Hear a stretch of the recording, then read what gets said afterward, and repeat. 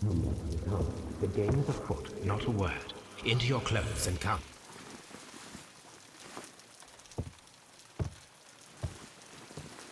I'll wait for you in the sitting room. I've just received a note from Inspector Lestrade, a letter from the suburbs. He is in need of my presence. Whenever he has asked for my assistance, it has always turned out to be entirely justified.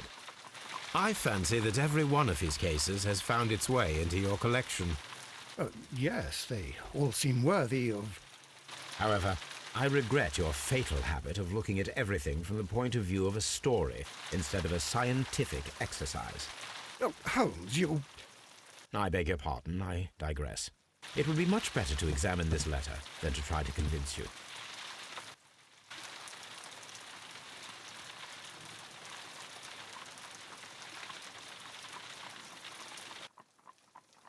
Baby, come on. The letter is on the...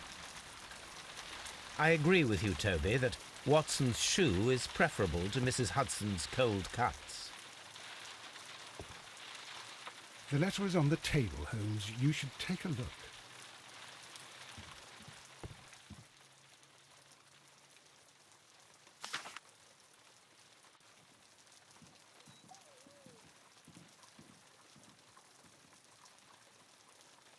The Brackenstall family coat of arms. A wax seal with the monogram E.B.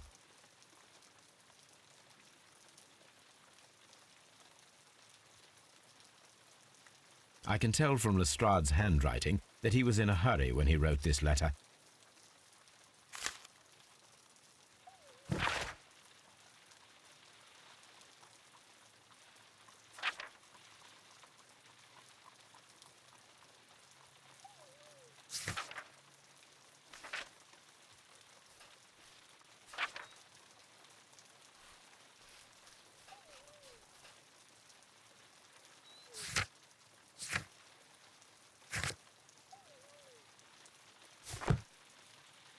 So, what is it, Holmes?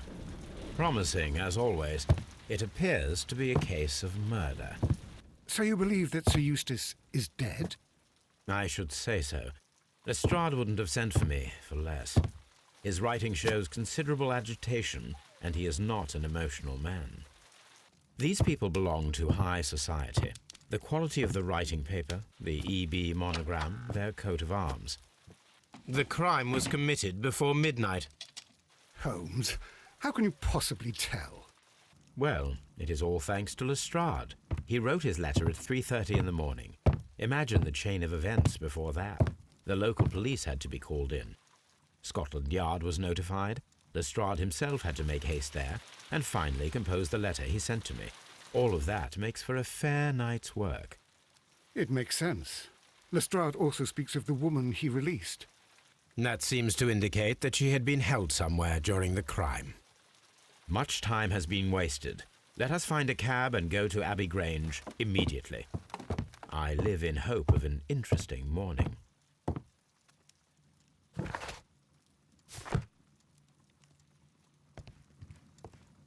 This is where I keep my post. My archive. I can always consult with it if needed.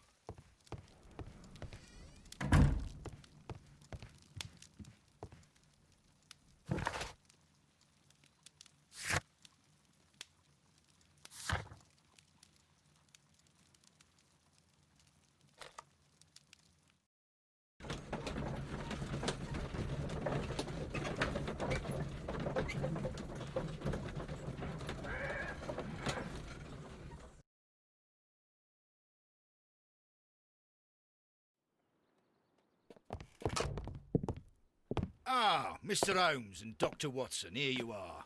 I'm very glad that you have come, but perhaps I should not have troubled you after all. And why is that? Lady Brackenstall has come to her senses, and she has given so clear an account of the affair that there is not much left for us to do. You remember that Lewisham gang of burglars? What, the three Randalls? Exactly. The father and two sons. It's their work. They stole a silver service, which is of great value. Sir Eustace Brackenstall is dead, then? Yes. His head was knocked in with his own poker. A violent act of aggression. Yes, the poor lady. She has had a most dreadful experience. She was assaulted and tied to a chair. But I think that you would best see her and hear her account of the facts. She's in the morning room with her maid, Teresa Wright. Where is the body of the deceased? In the dining room. We haven't touched anything. All right, I'm going to examine it. Very good, Watson.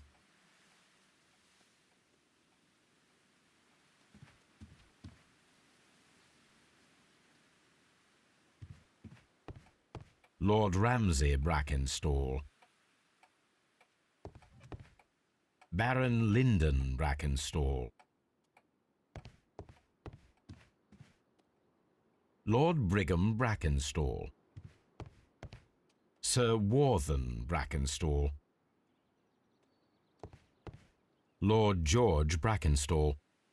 The Brackenstall family seems rather austere. Lady Brackenstall awaits you in the morning room. Lady Brackenstall awaits you in the morning room.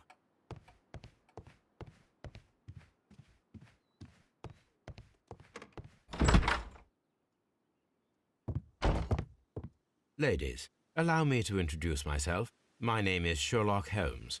I'm assisting Inspector Lestrade in this investigation. Mr. Holmes, I am the wife of Sir Eustace Brackenstall. We were married only a year ago. I am sorry for your loss. Please accept my deepest condolences. I suppose that it is no use my attempting to conceal that our marriage has not been a happy one. I fear that all would tell you that, even if I were to attempt to deny it.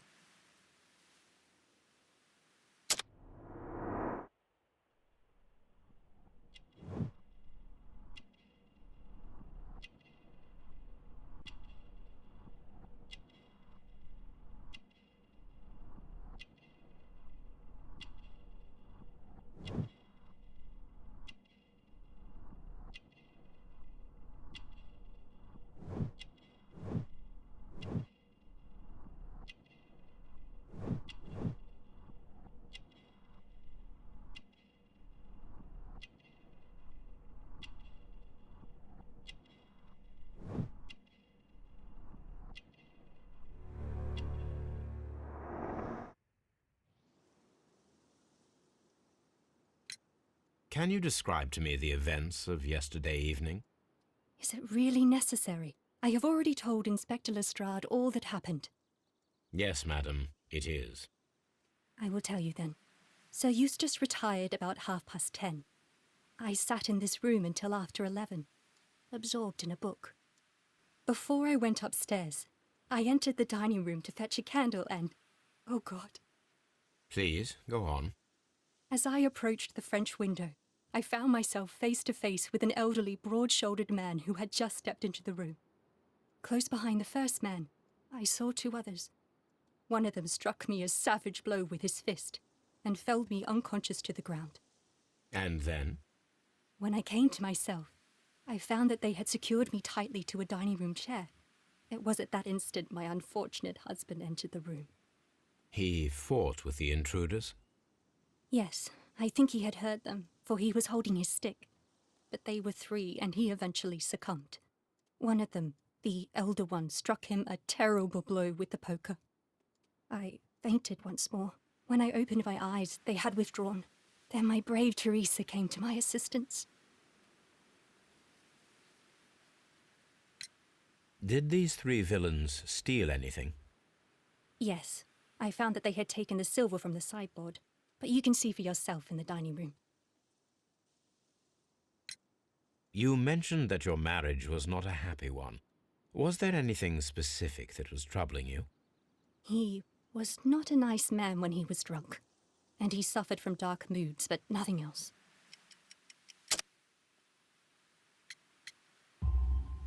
The bruises on your hands are at least 1 week old. Your husband caused those bruises? How do you... Yes, he did. He was very angry at the time. Out of control. Again. Sir Eustace was a drunkard. To be tied to such a man for life is worse than death. Your ladyship?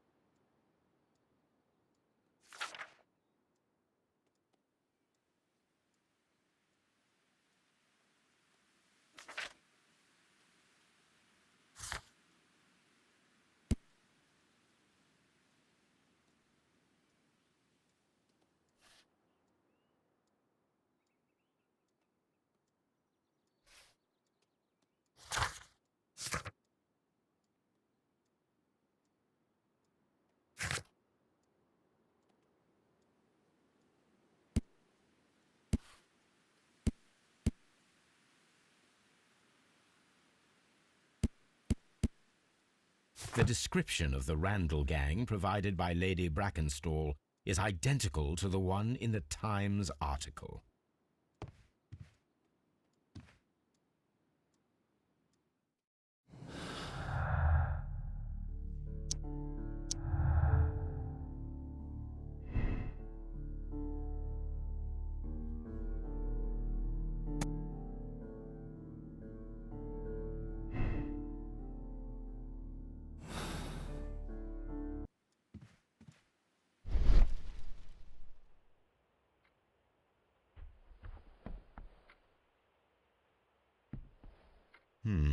These scratches are most definitely made by the picture frame.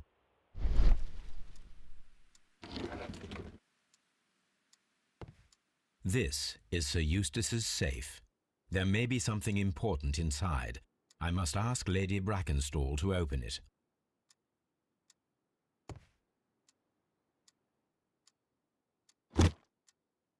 This photograph of Lady Brackenstall and her maid Teresa was taken at a port. But which one?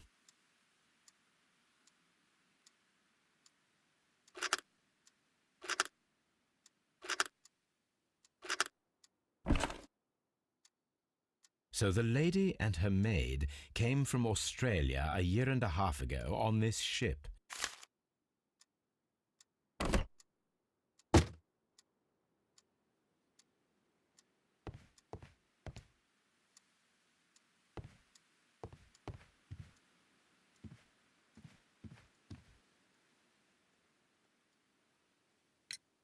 Lady Brackenstall, could you open this wall safe? No, it is my husband's safe. I do not know the combination. We have to open it. Your ladyship?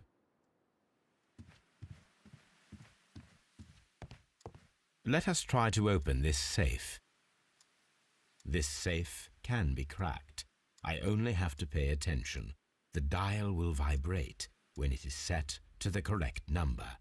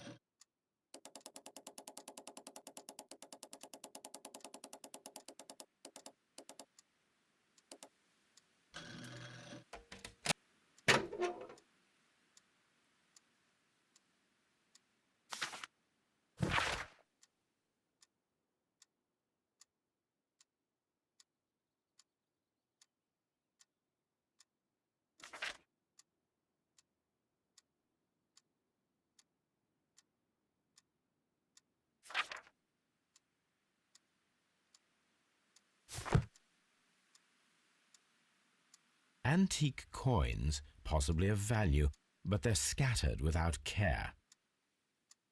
It is common practice to keep one's valuables in a safe behind a painting. It should not really pose a challenge for a criminal.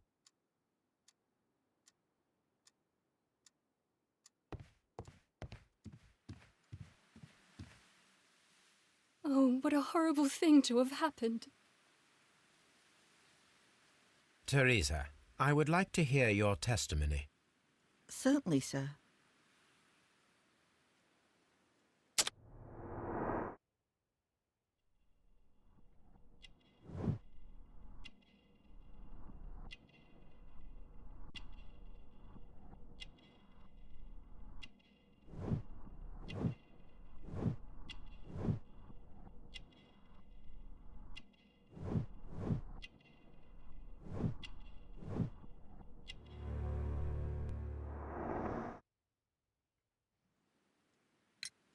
As I sat by my bedroom window, I saw 3 men in the moonlight down by the lodge gate. But I thought nothing of it at the time. Oh, if I'd known. And then? I went to bed, and it was more than an hour after that I heard my mistress scream. And down I ran, to find her tied to the chair and him on the floor with his head smashed. That's all I know. Sir Eustace's doctor speaks of his violent behaviour. Yes, Sir Eustace was an extremely violent man. A detestable human being, to be more precise. It is true that he once threw a decanter at me, and all because I dared to stand up to him in defence of my mistress. Sly devil.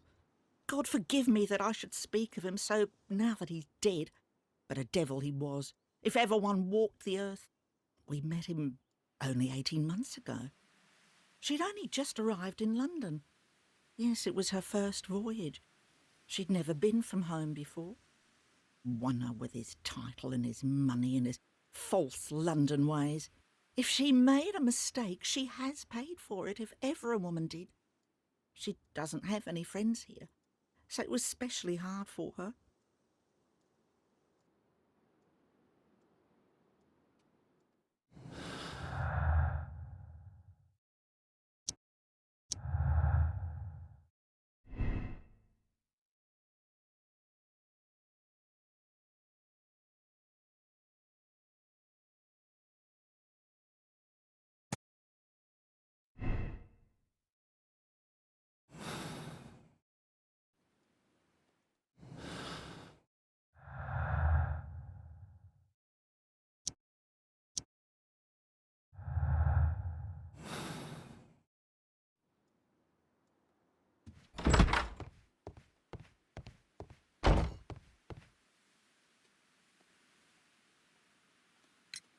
What do you know about Sir Eustace, Inspector?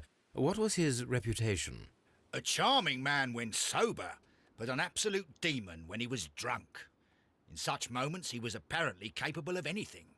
Why, once he splashed fuel on Lady Brackenstall's dog and set it alight.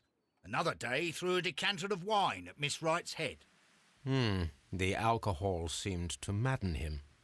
To the point that we were forced to intervene several times to avoid a scandal.